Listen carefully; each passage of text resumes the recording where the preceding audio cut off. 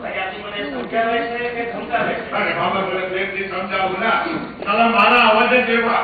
હું પ્રેમથી બોલું તો ના કેવું ધમકાવ. એકદમ ડેલિકેટ ભૈરા જેવો અવાજ છે. ભાઈ કરતા અવાજ સસ્તું છે. હા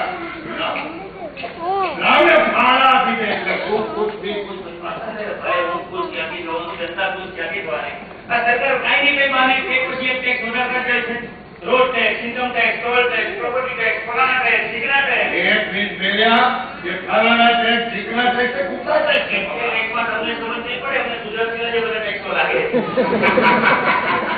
પણ એક વાત યાદ રાખજો, ગુજરાતીઓ દેશમાં જે રીતે પ્રગતિ કરી રહ્યા છે ને, 2-3 વર્ષમાં અમારી સરકારને ગુજરાતી હોવાનો પણ ટેક્સ ચૂકવવો પડશે.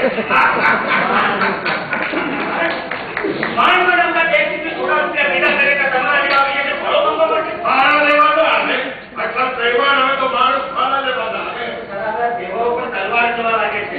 કેટલા વાર રૂપિયા કેટલા તહેવાર આવે છે.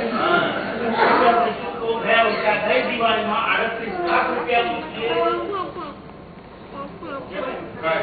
હવે તો પતો હવે પાસ કહેવાય. તહેવાર નહીં નહીં તહેવાર નહીં. અરે મેઇન વાત તુજા છોકરા બોલે. પૈસા લીધો હવે પાસ તહેવાર આલો. 14 જાન્યુઆરી ઉત્તરાયણ ગઈ, 26 જાન્યુઆરી ગેલી વેલેન્ટાઇન ડે, અરે ગયા રે બાબા. હોળી, ધૂળેટી, જન્માષ્ટમી, તારી કટારી પડશે. ગણપતિ, નવરાત્રી, દિવાળી. અરે બાબા બધા ગયા ના. બાકી શું રહ્યું? 31 ડિસેમ્બર. મને પાળા દે 31 ડિસેમ્બર. ભાઈ 31 ડિસેમ્બર ઉજવવાનું હોય, આખા વર્ષ જે ભેગું કર્યું ને ઘરે મેળે ઉજવવાનું હોય.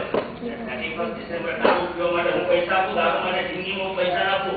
મારા વાળીના વાળી એ ગતિન જમાયા હોવાની હતી છે કેટલી છે કઈ હે ઇત્તર આપે એ તું મને ખુદા સે બોલી આપે.